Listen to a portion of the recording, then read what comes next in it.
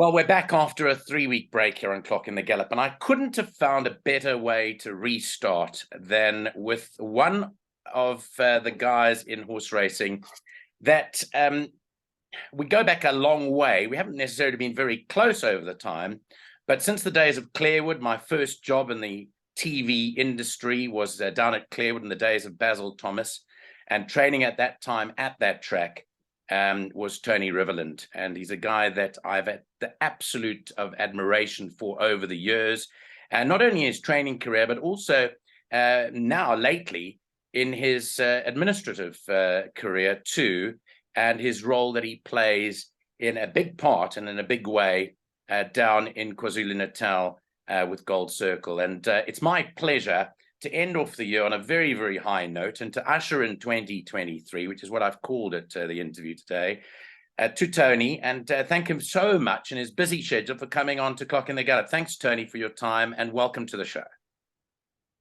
Thank you, Nico. It's a pleasure to be here, and thank you for all those kind words and those accolades. It is appreciated, and it's great to be here with you. Well, let's start with Clarewood and the old days of Clarewood, if I can go back there, because that was really a great track. My first job was there, and I remember the days of the late Passmore family that were involved in training horses there, being involved, and you were with them early on in the early days. It was a fantastic, glorious time in horse racing in this country. Oh yeah, those were undoubtedly the halcyon days of racing, Nico. And I think probably the reason I'm training horses today. You know, my late dad was Mauritian born, and his father had a stable in Mauritius. And he used to take me to Clarewood Racecourse from when I was about 9 years of age. His first cousin was Charlotte Bestel, Eileen Bestel's late husband. And so my dad happened to be very friendly with Brian Passmore as well, through a good friend, a third-party friend. And Brian used to visit our home on many occasions. We used to go through those days. There weren't many bet types. I think there was just the jackpot and place accumulator. The tote used to close at 11 o'clock. I remember I used to go. My dad also had a farm around the airport. He got a concession to farm vegetables around the airport at the time when South Africa was most probably politically in some dark times. And you know, they were concerned, the government of the day, that the terrorists may blow up a plane with a handheld, you know, ground-to-air missile. And so my dad he was in the automotive business, and he used to do a lot of armature winding for South African Railway and Harbour, and that's how he managed to get that concession. So we used to go to Clarewood Racecourse early, then used to go to the farm, rush off to the tote, get the PAs on and the jackpots before 11 o'clock, and then on our way back, watch the last few races at Clarewood Racecourse. So I've been part of Clarewood Racecourse. I used to run there. I mean, it's a long time. I'm 63 from 9 years of age, and had I not been associated with, you know, horses at that young age, who knows, I might never been involved with them, you know. So just talking about your age and how long you've been involved, I mean, you've come a long way in different roles, and we'll talk about the different roles that you fulfill these days. But I mean, do you regret choosing this as your career and your future path in your whole? It's basically a lifelong path that you've taken. I mean, would you look back on it and say you're happy to have chosen this as your preferred occupation? You know, Nico, I've often given this some serious thought, and you know, I really don't think I would change it for anything. First of all, I love the racehorse, you know, and I've been a racing person all my life. I used to love gambling when I was young, whether it was on the golf course, because I started playing golf when I was about 12 or 13 years of age.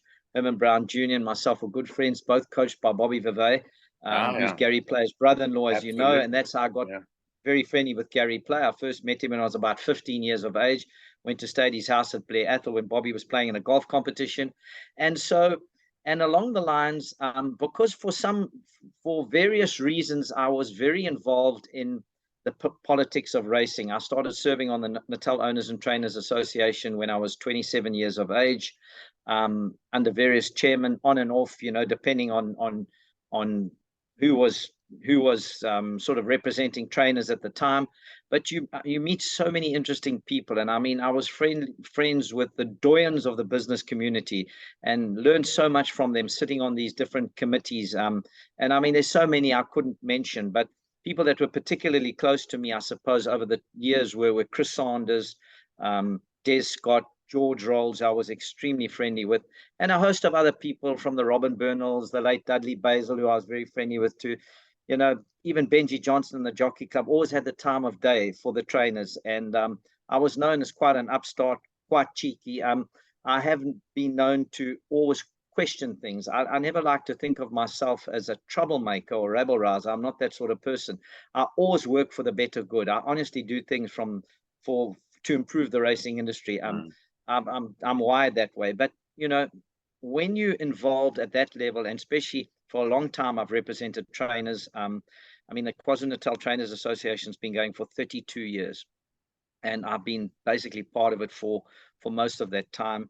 And, you know, recently we formed Santa, and that wasn't because I wanted any more work. I can promise you any more aggravation in my life. But it was really thrust upon, I wouldn't say thrust upon me, but I was requested to do so because about 5 years ago, there were parliamentary portfolio committee hearings in Cape Town, and the racing industry was castigated because there wasn't actually an association of racehorse trainers in an industry this big. And, you know, with the help of Mike de Kock, and obviously Robert Bloomberg and myself go back a long way, good friends. But it was Lyndon Barnes who begged me to start this trainers association. He felt it was the right thing from a political point of view. And unfortunately, when you serve in those roles, you know, for a long time, I mean, I was one of the founder directors on Gold Circle, initially sat there after Vaughan resigned as chairman. Vaughan was going to Cape Town because at that stage, as you know, we folded in all those various turf clubs and associations into Gold Circle. And that's how I ended up on the board of Gold Circle for a long time, for about 12 years until 2012. So yes, I learned a lot. I met great people. I've traveled the world. I've gone to conferences. I've gone to sales all around the world. Where would you have met the people? You know, if I did a BCom, I mean, might have been some poxy attorney sitting in an office because I love law and I might have studied law or, you know, accounting. But I mean, it's so boring. The things I do, I mean, today I run Summerfeld. I love training facilities. I love getting involved and getting to understand all sorts of things. I wasn't actually that much of a mechanical person, but in that role, you start to understand a bit more about a lot of different things. And no, I mean, I would never actually want to do anything again, to be quite honest. Well, we cut from the same cloth because I also graduated, as you might well know, from Peter Maritzburg from the University of Natal. I wouldn't say that much studying was done on the campus, but I have to say that I graduated with a BCom, and my brother always jokes that it stands for Bachelor of Commentating and nothing else. So maybe he's right. The point being is that after having done what you've done and seen in the boardrooms, the discussions and the decisions that have been made, surely now the same issues seem to crop up. And being where you've been over the years, you say, guys, we've tried that. That didn't work, you know, and you know, you're able, because of the legacy that you've been through, to come up and to tell people, look, we've tried those ideas, to all the newbies coming on board, and frankly, they don't work. But surely it stands you in good stead with the length of time that you've been in the positions that you've been in. Oh, no, of course. I mean, you know, there's nothing like experience. You can have all the academic knowledge in the world.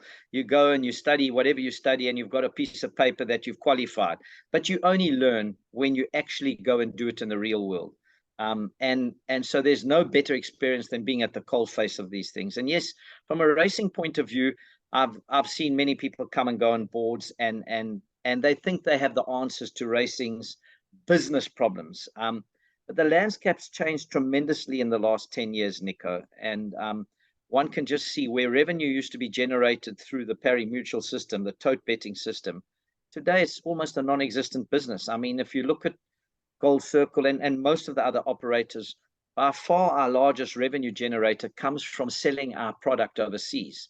So we've got this intellectual property because the jurisdictions we sell them to, and mainly Tabcorp Australia and various on the Isle of Man, where they distribute to various jurisdictions, their racing is still very successful from a punting point of view.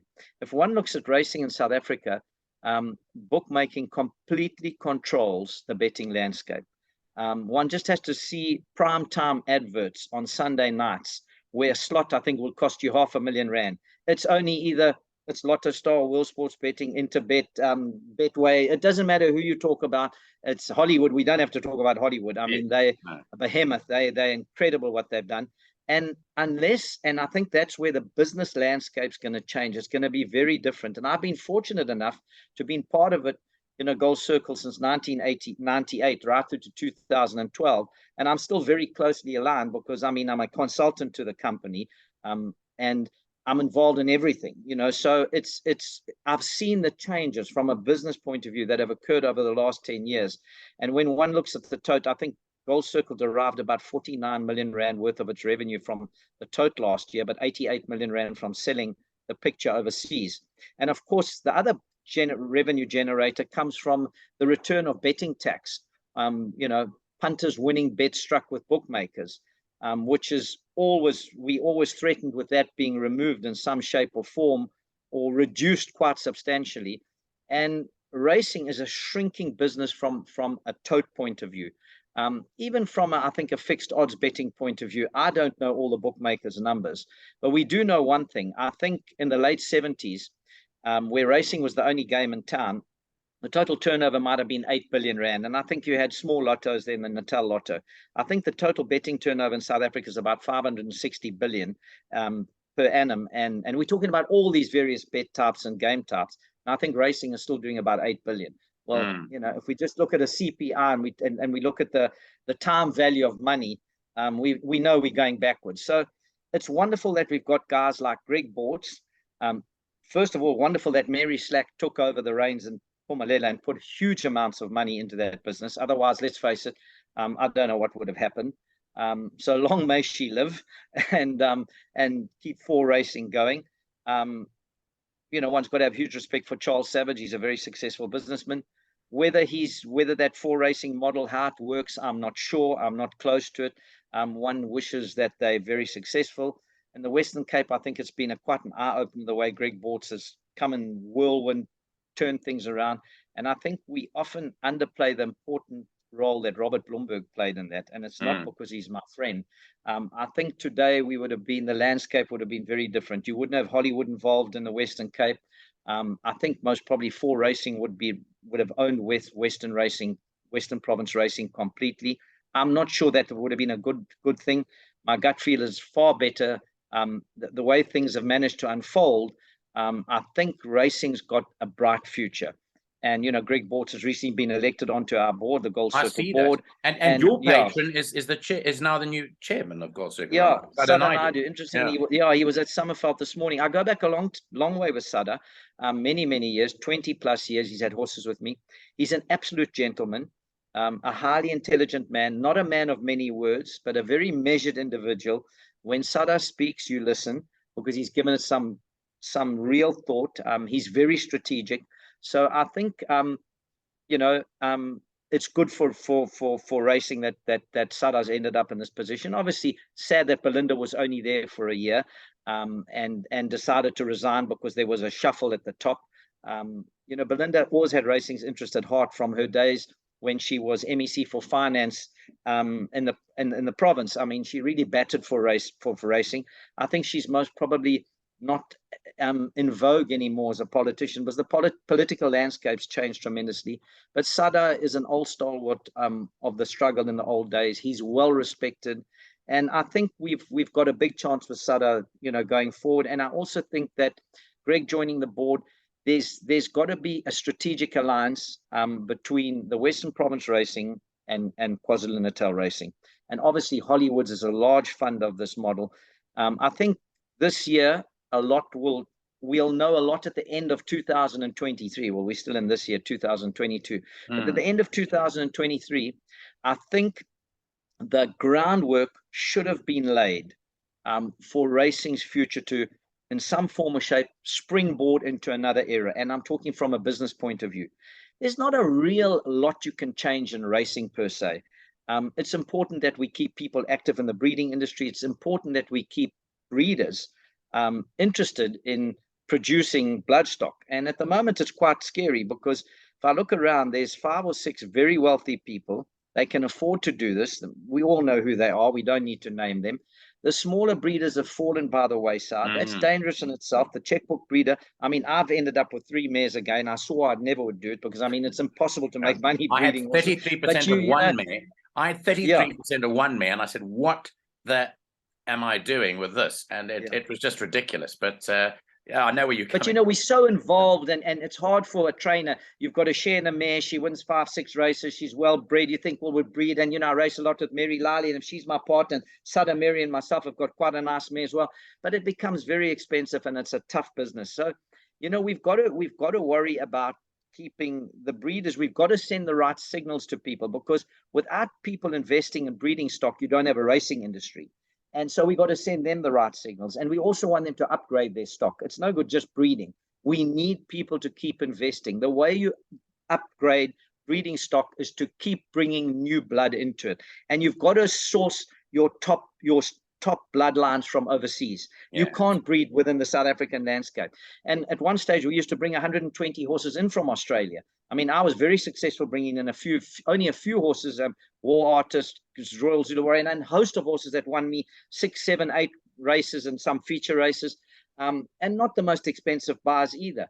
But, you know, those top brood mares those mares that raced in South Africa, and I think Kisvet, you know, Wayne Kisvet has got a lot of them. Obviously, Gaynor Rupert and Mary Slack, they continually bring in overseas blood, which is vital to the sustainability and the growth of the breeding industry. And then we've got to make sure that the most important people also, besides the 2 most important people, are the owners, because the owners fund the sport of racing. You know, I always tell the politicians when we meet with them and we discuss racing and where it's going, and it's always termed a white elite sport. I always say to them, it's really only stupid, rich white people and Indians, very rich Indians, Asians that race horses, because they love it. You know, let's face it, without the Asians, the Indians in KwaZulu-Natal, I mean, they just love it. And it's great that they have this want to race and punt. Without those 2 groupings, they're funding the game, because owners lose cumulatively, I think, collectively, maybe 500 million rand a year. Once you take the capital costs, you add the operational costs, and you look at what we're racing for, it might be greater. I haven't done those numbers for a while. So I think we've got to get this balance right. I don't know how we bring new blood into racing, because we have a lot of socioeconomic problems in South Africa. It costs people, you know, today, a lot of people with the education system the way it is, the middle class want to send their children to better schools, because realistically, they want to give them that's the best inheritance you can give a child, is a great education. What they do with it, of course, is their problem afterwards. And I think, you know, a lot of that disposable revenue goes into those private schooling and other things. In South Africa, let's face it, we spend huge amounts on security, etc., because of the landscape. So we have socioeconomic problems that also weigh heavily, that will impact on the racing industry. But, you know, I'm positive at the moment. I've got this feeling that the changes that are taking place for racing, it looks like it's going in the right direction. As I say, I don't know much about it, but definitely it looks like it's going in the right direction. And I think if we can form some form of relationship, whether it's a combined business relationship between the Western Province. Interesting enough, I was involved in the unbundling of the Western Cape, and I always said that the Western Cape is one of the most important jurisdictions. People used to say, and they used to fight with me on the board, you know, that, the Western Province, we should close them down. There's no punting. They don't understand that realistically, that's where the great stud farms are. If you don't have them, we've just discussed, you don't have racing. You've got a lot of international wealth that race in the Western Cape. And without them, you're not going to have a racing industry. So we need to keep the balance, Nico. But you must be very, very pleased for this season to see the amount of KwaZulu-Natal success in Cape Town. You know, obviously they offered the incentives for traveling stables to go, but I am so chuffed personally, without wearing any parochialism on my sleeve, to say it's wonderful to see KwaZulu-Natal based horses faring bloody well in Cape Town. No, they've done amazingly well, and hats off to them. You know, one thing about Gavin, my old mate, he used to ride for me, Gavin van Zyl. He's got big gonads. He sees the money, he goes. You know, it doesn't matter what it costs. He'll pass on the cost. He's great that way. And of course, you know, I think Gareth, a bit's rubbed off onto Gareth. He's a bit more measured, and I'm not as fiery as his dad. But you know, he's gone down there and they've done really well. Peter Muscat's having a good run. Dennis Dry's had a few. Dennis has been going there for a long time. I don't think Dennis has got the strongest string. Is not of the yesteryears, but well, it's important that horses do well when they travel. Otherwise, we would really have a very skewed system. But the trouble is they need to do well in the big races, Nico. They're winning, you know, in the middle divisions. In the big races, it's very hard to beat those Cape horses. I've got a few decent horses, and if I was most probably not running Summerfelt and involved in all the things I'm involved with, I might have taken a few horses down, 6 or 7. The last time I did that was many years ago when I had some great horses. But when you've got Senor Santa, Harry Hill, Harry's Echo, and Apache Warriors, and that ilk, you know, you can go and take them on. It's not so easy. It's very tough to beat those Western Province guys down there. And then, of course, you've got the influx of the Gauteng guys, Mark de Kock, Sean Terry, or used to be Paul Peters. Those guys move into town with the top Johannesburg horses, Johan Janssen van Veer. There's a number of them. Not easy to win there. So, but look, it's great that they're doing well. And I think it's great for the racing game because there's nothing like that competition and that little bit of interprovincial rivalry. You know, I think it does the racing industry a lot of good. Now, you mentioned Summerfelt. I don't know for how many years you've been at the helm there, but I, for the very first time, and I'm actually embarrassed to say it, took my first visit there on the Day of Reconciliation this year, which is a couple of weeks ago, on the 16th of December. I've got a very mediocre horse with my Clocking the Gallop syndicate that is out of the Peter Muscat stable. And I decided I'd go and visit it, Summerfelt. I've got to say one thing. There was probably half a dozen trainers in the clubhouse, and every single one of them was very hospitable. They all offered me to buy me breakfast and so forth. And it was wonderful to see the camaraderie between them. They were sitting in that area where the couches are, having a good old chat about their horses together. I was mesmerized by just, firstly, how many horses there are stabled there, which you can tell us how many there are. Secondly, by the amount of training facilities that are open. I know you've been affected greatly by the rain in the past month, but it really looked spectacular for a first-time visitor. Oh no, Summerfelt's close to my heart. And I was chatting to Garth Puller this morning. You know, having spent, go back to my Clarewood days. I spent so much time at Clarewood when I was an assistant trainer there for 9 years before moving to Summerfelt. I couldn't get stables at Clarewood. And in those days, I used to love to get horses ready and have a big punt, you know. And then I went to Summerfelt, and of course, it's completely different to Clarewood. I mean, they're like chalk and cheeses training centers. Completely. And I had to find my feet, and it's a very different, not an easy training center to manage, because everything had to be engineered. It was an old wattle plantations built on very hilly topography, for want of a better expression. So they had to engineer tracks out of it.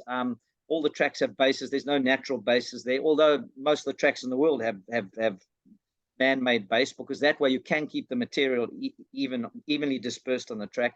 But yeah, when I got off the board in 2012, I had my fingers in one or two little pies apart from the racing industry, which I'm always interested in business and doing other things. And Michelle said to me, "Oh no, Tony, you know, you've been so involved in Summerfelt for so many years on every front. We'd hate to lose you, you know.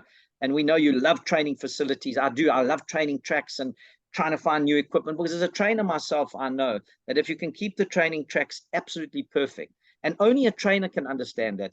A person getting a degree in grass or you know, plants, you've got to understand that a racehorse trainer wants the best training facilities for his horses that he possibly can get. And so you've got to have a passion for that. You know, it's not just about grass. We actually don't train a lot on grass. We train horses 95% on sand tracks. And so you've got to understand the different sands and what you're trying to achieve, and how they should be prepared every day. And it's only a racehorse trainer who can understand that you're trying to work horses together from time to time. You're trying to find out where you are with your horses. If the training tracks or sand tracks are different every day, and we now talk about the winter months, in summer we can't control the weather. So obviously the weather plays a huge part in how much moisture there is in all the different sand tracks. But in winter, we control that through irrigation.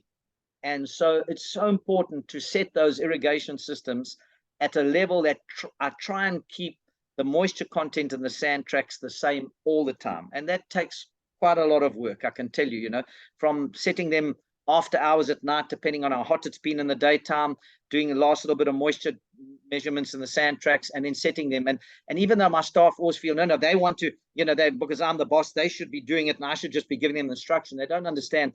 It's not that I am a bad delegator, but it's not because of that. It's because I need to walk it at that time to have a look and decide what to do. And so I've worked with many managers, being chairman of the Trainers Association, being on the board of Gold Circle, but it's hard for them to understand that it actually doesn't beat a trainer who understands what trainers are looking for from their horses.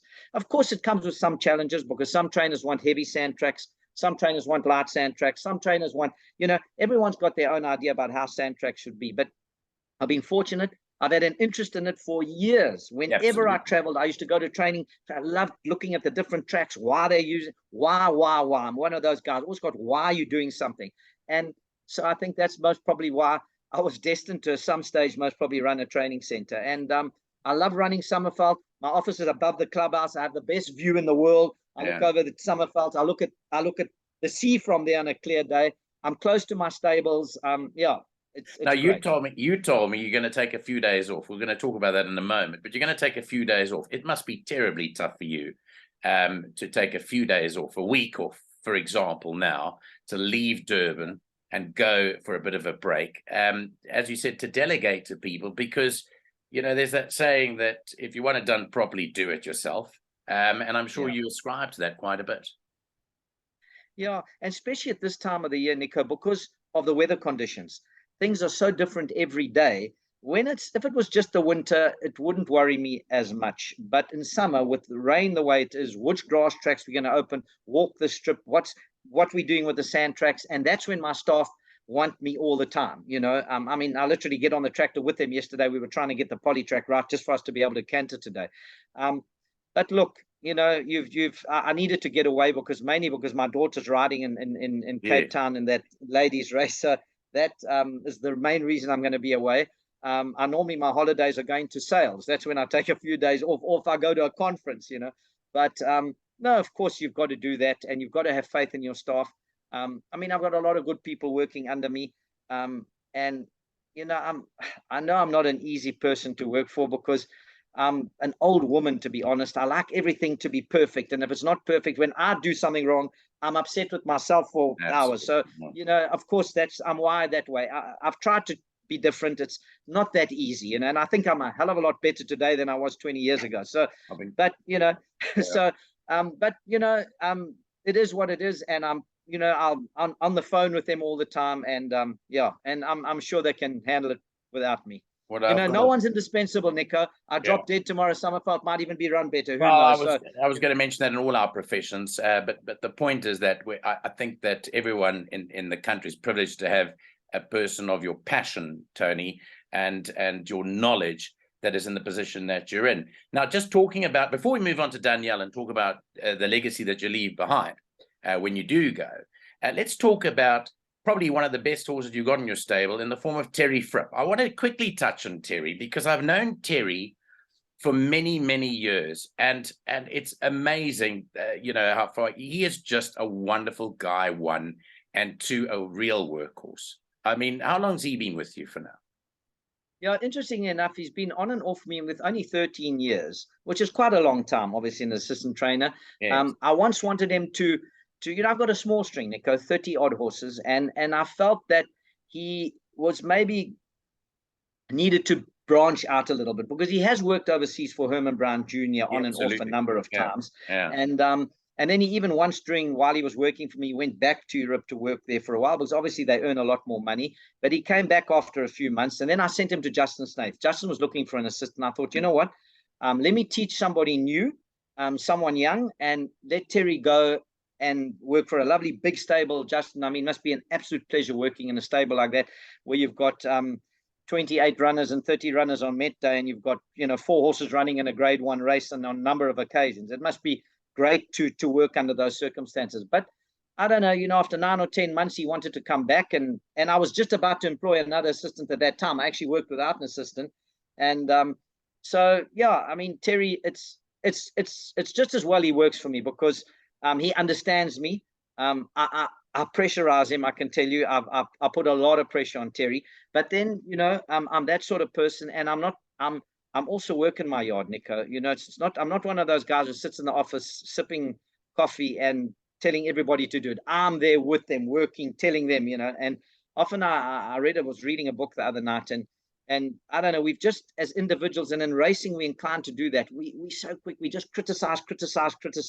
We wired that way, but I think humans are wired that way today, more so than ever.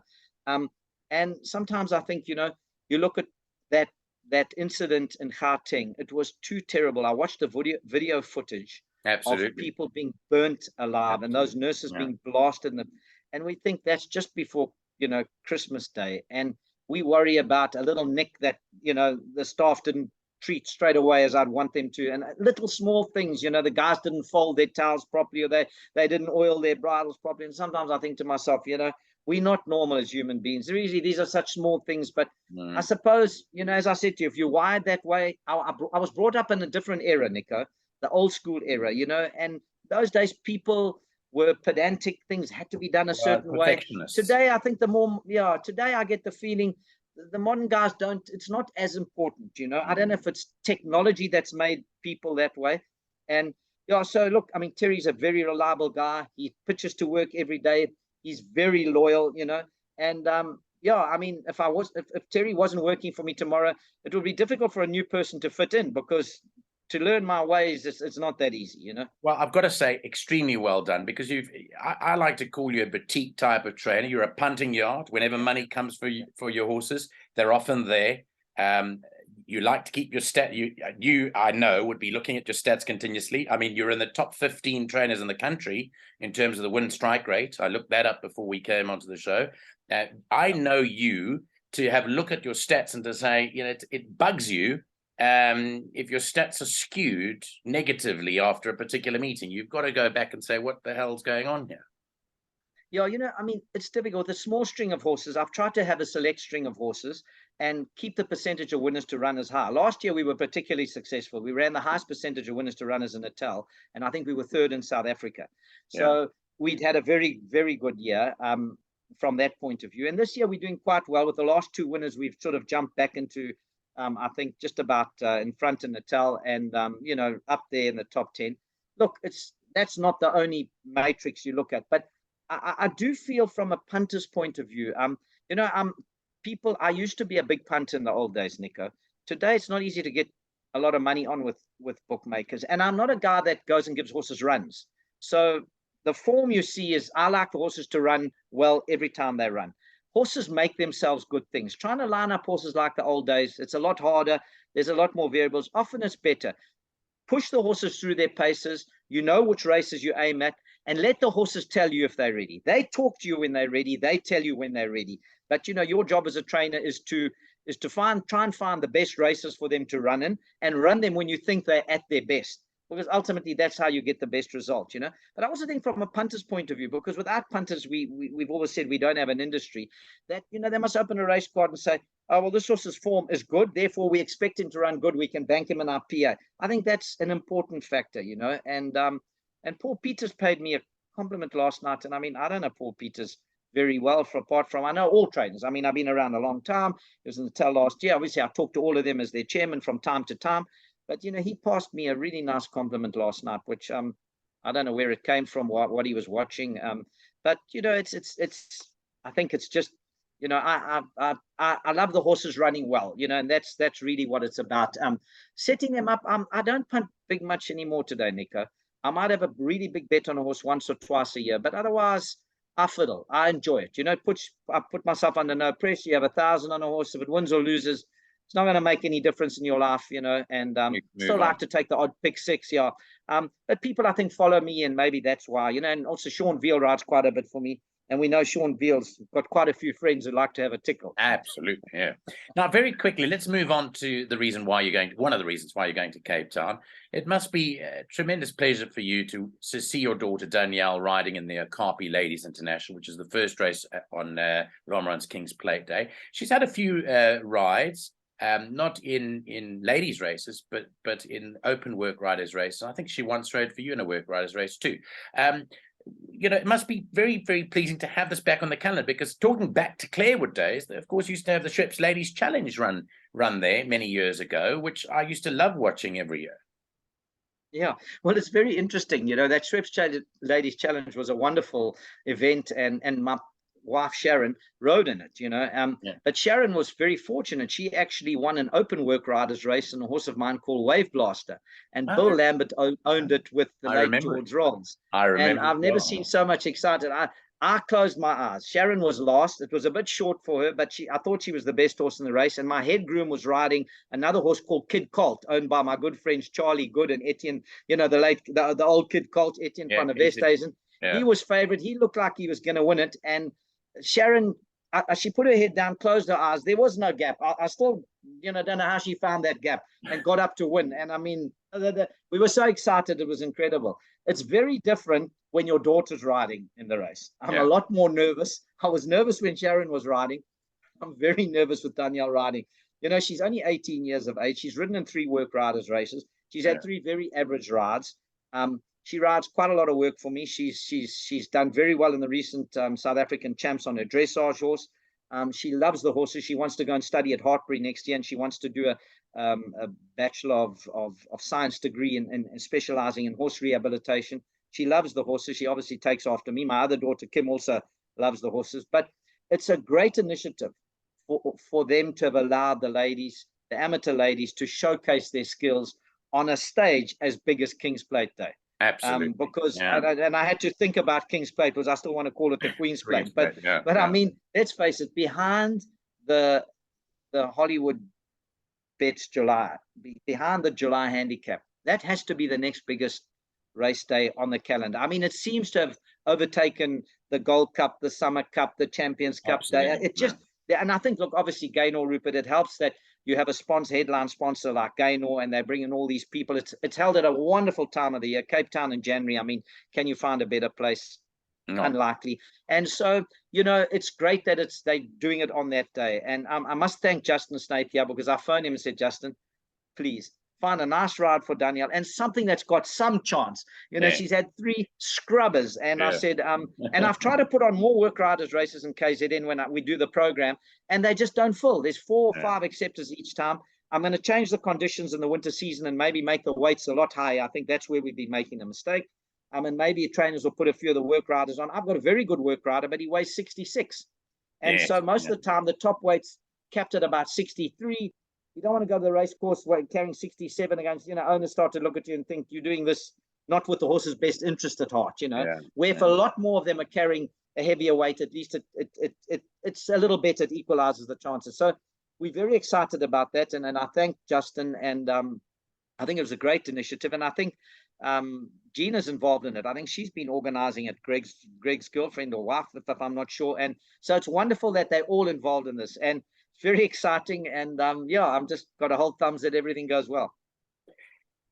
Tony, we're going to pick up on the horses that are running on New Year's Day, but on this part of the interview, I just wanted to thank you so much for your time. We've only got less than a minute left, but I really wanted to just say thank you so much for coming on to Clock in the Gallop and chatting to me with the frank discussion. I'm wishing you all the best in whatever hat you wear in 2023, and just hope that things do prosper, as you've said, with that good attitude of yours, that everything's going to go well. Thanks so much for coming onto the show today.